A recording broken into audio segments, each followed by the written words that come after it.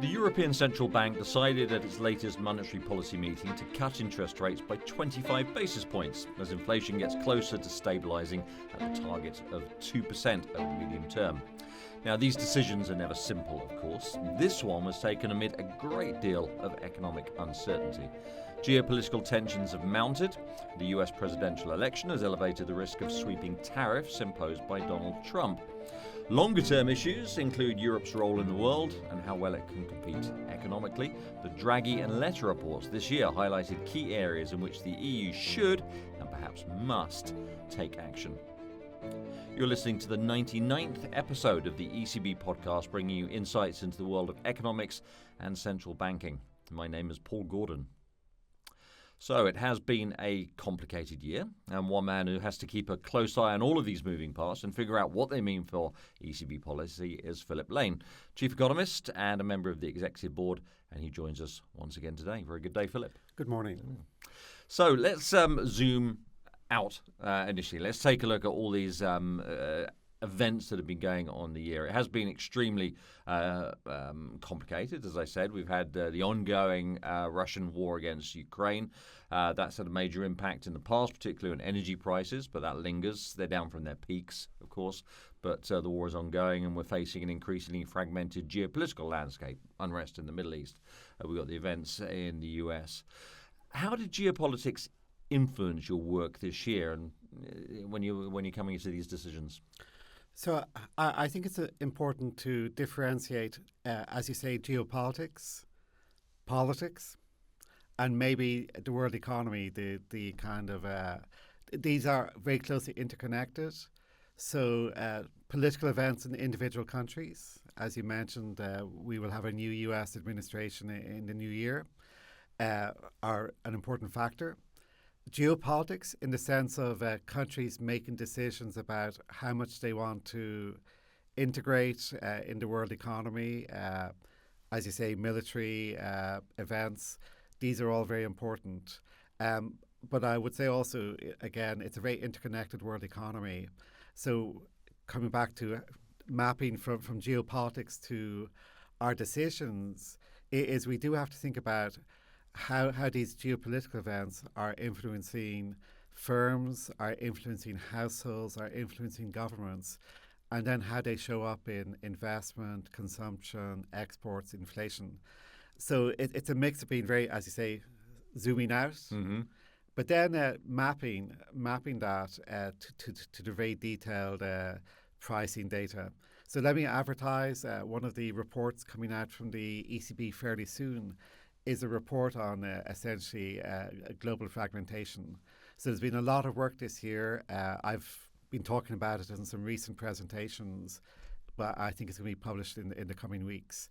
And this is really looking at the longer term issues in terms of global trade and also trade in individual products, because some of the discussion is about strategically important items. Rather than sweeping tariffs and everything. So I think we operate at different speeds. We have to carry in our head that history of globalization, the history of how fragmentation has happened in the past, but also, of course, we make decisions every 6 weeks. So it's something that's ongoing. And maybe coming back to the particular issue you raised there about tariffs, is that this is something, of course, we're looking at, but this is going to be with us for quite a while, because it's very unlikely that the world changes in one day. Exactly what happens next year and in the coming years will evolve over time. I mean, the tariffs are, as you say, they're very much in focus at the moment, and some comments have been made in public, which is the impact on economic growth of sweeping tariffs has got to be negative, right? On inflation, though, which is our primary mandate, rather more complicated. So I think that's essentially what we said in the monetary policy statement, that we think it's clearly to the downside for growth in an overall sense, and exactly that the effect on inflation is really uncertain. I can point to some forces which may add to inflation, at least in the near term. I can point to other forces such as lower investment, higher precautionary saving, which would be deflationary.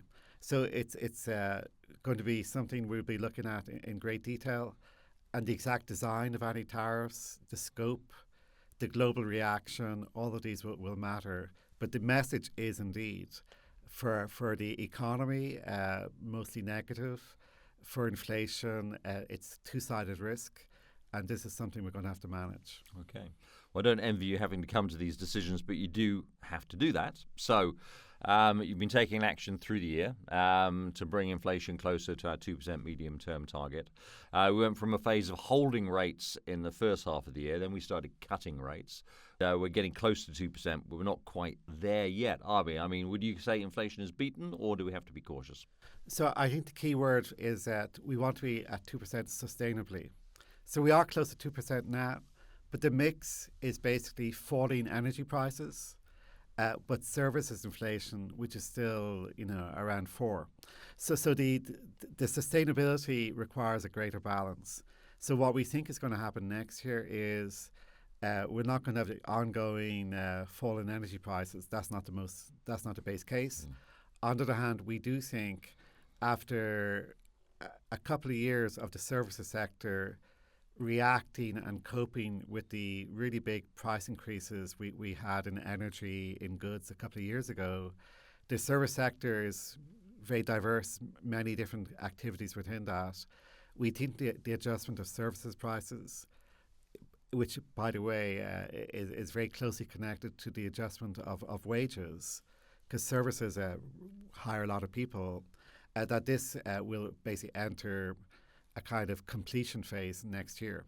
So it's not right now, here we are in December, we don't think service inflation now has fully adjusted, but we do think over the course of next year a lot of the final adjustment will take place.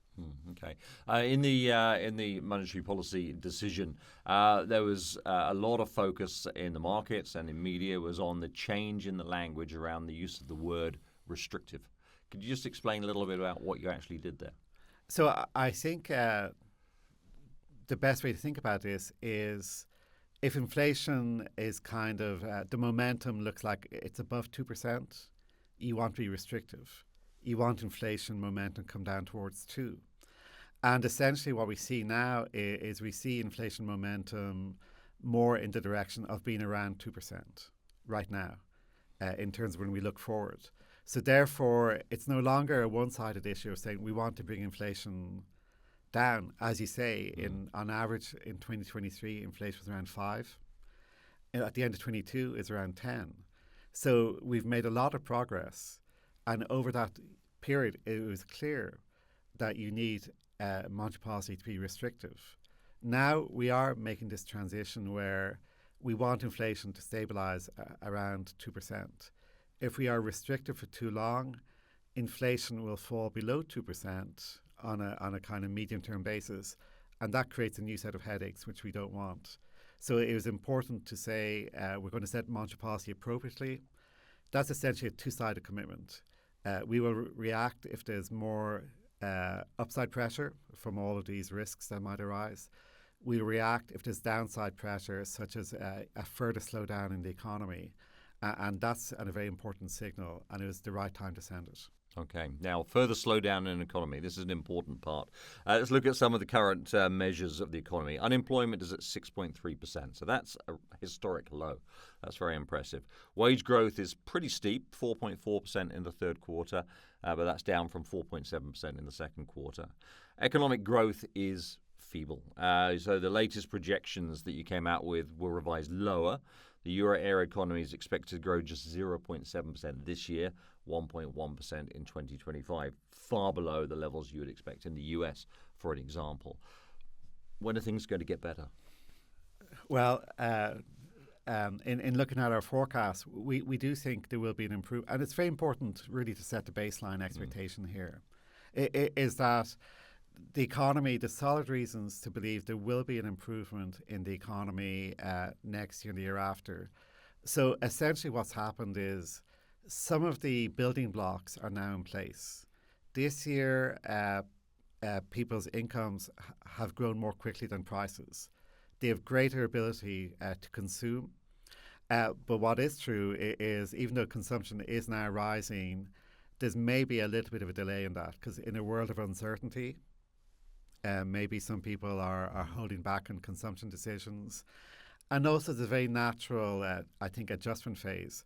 After really being, hit heavily by high inflation for a couple of years, adjusting to a situation where people are confident they can consume more, to renovate a house, to buy a new electric car, and so on.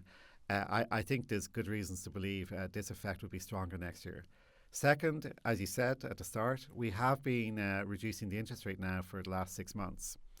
And as interest rates fall, people again who might have said, well, it's not the right time to buy a house. It's not the right time to take out a car loan. It's not the right time to invest if I'm a firm. Now interest rates lower, and again the market thinks more to come. Then some of these plans will kick in next year and the year after. So I do think the next couple of years, the baseline is a recovery. But let me say, because you also worked in there in your question, a comparison with the US. When we say recovery, what we're thinking about is a recovery to where we think Europe's current potential is. And there's a much bigger question, which is why be satisfied with the current assessment of potential? Why not be more ambitious? Why not indeed look at the US, but also look at what people like Mario Draghi and Enrico Letta have said in recent reports and say, look, there are clear policies here, which by and large there's a huge opportunity for Europe by working together, building a single market, cooperating on energy policies, building a capital markets union, improving the banking union. All of this will help Europe grow more quickly. Europe has many strengths, but we do think that there can be a kind of serious uplift in the potential of the European economy. And that is for the European community of policymakers, for people around Europe to think about and to work on. So essentially monetary policy can bring you ideally close to potential, but that potential is not a fixed number. It does depend on the wider policy choices in terms of investment, structural reform, education policies. And that's really, I think, where maybe the conversation needs to intensify. Right. I mean, the reports you're referring to here, for anybody who wants some deeper reading, are by the former Italian Prime Minister Enrico Letta and by the former ECB President and former Italian Prime Minister Mario Draghi. These reports, I mean, these were very big. They made a splash when they landed, but the question is whether the ripples continue, whether people actually take notice. Do you feel a sense of more urgency now that we've kind of been asleep, maybe not asleep, but dozing slightly for some years, and now the advent of people like Donald Trump, the invasion of Ukraine has woken people up? Well, I think actually everyone's been busy with the pandemic, been busy with the war, been busy with the high inflation. So I would say more that essentially now that inflation is kind of stabilizing, now the pandemic is maybe more in the background, even though, of course, many effects still linger. These were, I think, many issues were on the table already 5 years ago. What is new, I think, is the hard evidence coming in about the next wave of technological progress. So the hard evidence, mostly in the US now, from the potential of AI. Now, it's still very uncertain. The timeline's very uncertain. But there's been a visible pickup in productivity growth in America. And this does raise questions. It signals opportunities that reinforces, I think, the debate we've been having. I would also say this is all simultaneous with the demographic change in Europe, where there's a lot of retirements coming, and simultaneous with the green transition. So I think the ECB has been, I think, fairly consistent in recent years by saying there's a lot going on. There's a lot going on in terms of this decade that is so important in terms of these major structural shifts, which are operating at the same time, they're interacting. But basically, the fundamental issue is all of these can be handled a lot better in an economy that's more dynamic. Okay. And more dynamic economy will make it a lot easier to handle all of these issues. Now, before you go, we're going to ask you for a hot tip. And I referred to sort of potentially dozing through the years. As you point out, in fact, there have been lots and lots of crises, and we've had to deal with all those crises. And I think your hot tip is crisis-related, correct? Right. So it's from a book written by my predecessor, the Central Bank of Ireland, Patrick Honohan. The book is called The Central Bank as Crisis Manager. And maybe what I would say is essentially this really covers a lot. It covers the role of central banks in banking crises. We know a lot about banking crises around the world. It covers financial market crises, how central banks need to respond. And of course, at the start of the pandemic, there's a lot of action in financial markets. But it also covers essentially around the world what happens when a country gets into a crisis. And so if you want to know more about Lebanon, if you want to know more about Argentina, Patrick, who used to work at the World Bank, has really a global perspective. So I would say this is a good read. And I learned a lot by reading it, but people who are kind of curious about the world, this really has a lot. But maybe the message is the central bank needs always to be prepared. Be prepared. We don't know when and if a crisis will ever come along. Of course, we invest a lot in preventing crises through supervision, through other risk management measures. But it's so important for central banks everywhere to think about future crises and to be really ready if these events come along. I think in the pandemic, we did a lot with the PEP and with other measures. But I would say we always need to maintain our level of readiness, of preparation. Yeah, I went to a crisis training course recently where the three scenarios were the Asian financial crisis, which broke out when I went to Asia. I didn't cause it, but it happened there. The Greek debt crisis, which I experienced as well, and then COVID, as everybody experienced. And I think the message there was, don't forget these. I mean, there are important lessons here. But of course, every crisis will be new. There'll always be something different. Yeah, and crises don't happen that often. Yeah. So to preserve the memory, to kind of, and this book is one way of preserving the memory of many crises over the years. And so in addition to being a good Christmas read, it's also maybe something to have on the shelf. Okay. Philip, thank you very much indeed for your time. That brings us to the end of this episode. Listeners, of course, check out the show notes for more on this topic. You've been listening to the ECB podcast with Paul Gordon. If you like what you've heard, please subscribe and leave us a review. And until next time, thanks for listening. In the spirit of Europe, we're going to end in Irish. Now, you're going to correct me, Philip, when I say this badly. Slán. Is that accurate? Slán. Slán. Yeah, I knew I'd get it wrong. But okay. Thank you very much indeed for your time. Very good. Thank you, Paul.